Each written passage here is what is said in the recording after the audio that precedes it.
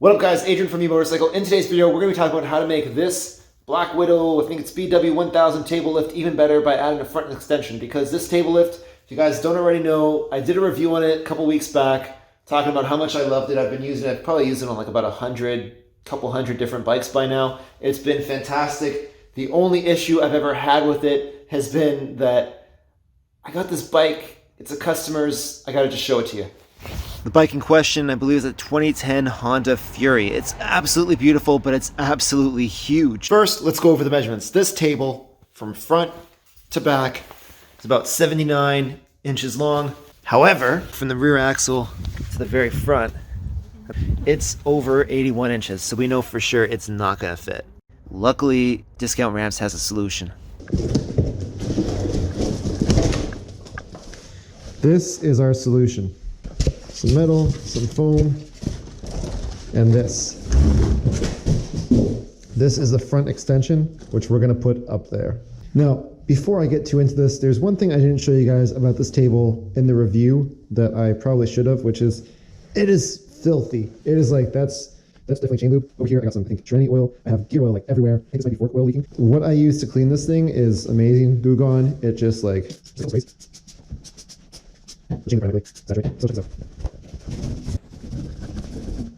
that. Yuck. All right, I'm gonna put on the screen how long that took. I don't think it was very long, but basically this looks like brand new again, versus this is the part that hasn't been wiped over here. Now, it doesn't seem like there are any instructions included. However, I do feel like we are at least half intelligent enough to figure this out. All right, so I'll show you guys what I started to do. Basically, I started to take off all of these bolts here, here, here, because my idea was to move the entire vise up forward onto the new platform, because as you can see, there are little holes for it. So what I'm gonna do instead is just slide these out. What we should do first is also disconnect the back, the ramp part.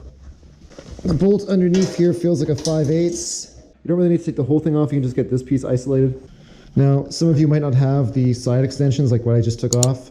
For those of you that don't, this piece is going to come in handy for you. But for those of us who do, I think you can just reuse the same piece. We'll find out real soon. All right, so as you guys can tell, these things are super annoying and I really don't use them anyway. So what we're going to do instead, clevis and cotter pin through, clipped, and now that can't go anywhere. So much better, so much easier. I bought a bunch of these from the hardware store. I will link to them on Amazon. You guys can buy them to your heart's content. I strongly recommend these. Not gonna lie, it feels really good that I'm done taking all that crap out. Now I just gotta slide this in. So you slide that in. Then you grab your big ass post if you're gonna have the extensions, or you grab the little post that it came with if you're not. There we go. And ain't that a beauty? Now, the best part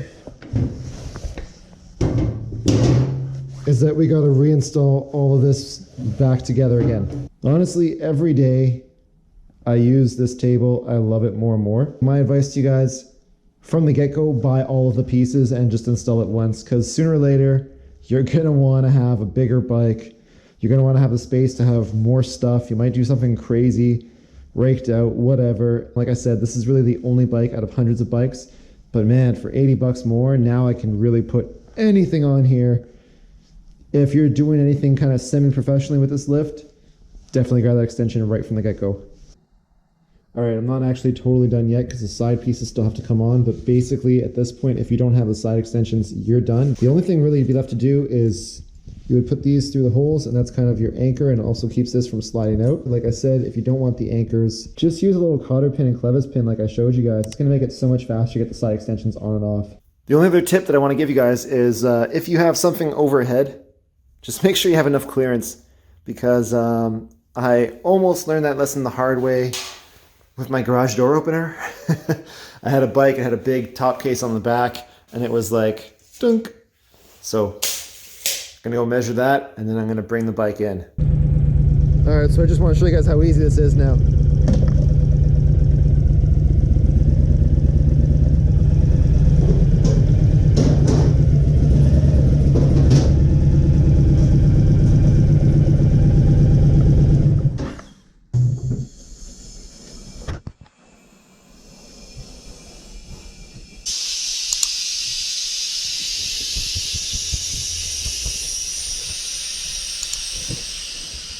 What do you think? Not bad, hey? And look at how much extra space there is left over. That's awesome.